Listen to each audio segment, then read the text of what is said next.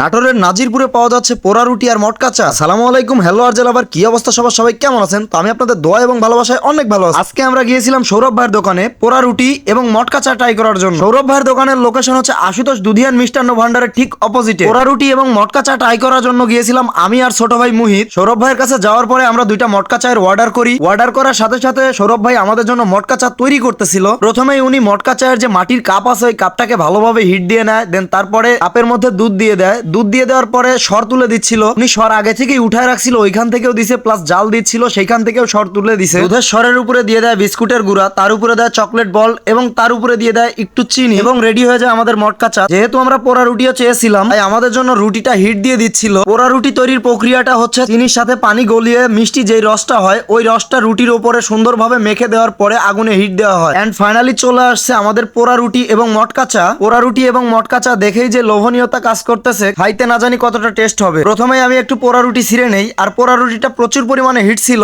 পোড়া রুটি ছিঁড়ে নেওয়ার পরে চায়ের মধ্যে দিয়ে তারপরে মুখে দেই। প্রথম বাইট দেওয়ার পরে আমার কাছে মনে হয়েছে চাটা বেশ দারুণ হয়েছে। তবে আপনাদের কাছে কেমন লাগবে সেটা তো আমি বলতে পারি না, আপনারা এসে চাইলে ট্রাই করে দেখতে পারেন। যেহেতু এই কয়দিনের ভিডিওতে প্রত্যেকটা জায়গাতে ডিসকাউন্ট দিয়েছি, সো আজকের ভিডিওতেও ডিসকাউন্ট থাকছে। ঈদের দিন থেকে ঈদের 7 দিন পর্যন্ত আপনারা এর মধ্যে যদি মটকা চা, মালাই চা এগুলো খাইতে আসেন আর যদি বিল হয় 300 টাকা, তাহলে সৌরভ ভাইয়ের কাছে আমার ভিডিও দেখে আসছেন বললেই পেয়ে যাবেন ডিসকাউন্ট। তবে এখানে কিছু শর্ত প্রযোজ্য আছে। 300 টাকার 1 টাকা নিচে বিল করলেও আপনি কিন্তু ডিসকাউন্টটা পাচ্ছেন না। এর আগে যারা সৌরভ ভাইয়ের মালাই চা ট্রাই করেছেন তারা অবশ্যই জানেন সৌরভ ভাই কেমন চা বানায়। তো অবশ্যই মটকা চাটাও ট্রাই করে দেখবেন, মালাই চায়ের মতোই মটকা চায়েও সেম ফিলটা পাবেন। তবে আমার কাছে বেশ ভালোই লাগছে। আপনাদের কার কাছে কেমন লাগবে সেটা আপনারা অবশ্যই এই ভিডিওতে এসেই রিভিউ দিবেন খাওয়ার পরে। যাই হোক, অনেক বকর বকর করলাম, আজকের মতো এ পর্যন্তই। দেখা হচ্ছে এর পরের কোনো ভিডিওতে।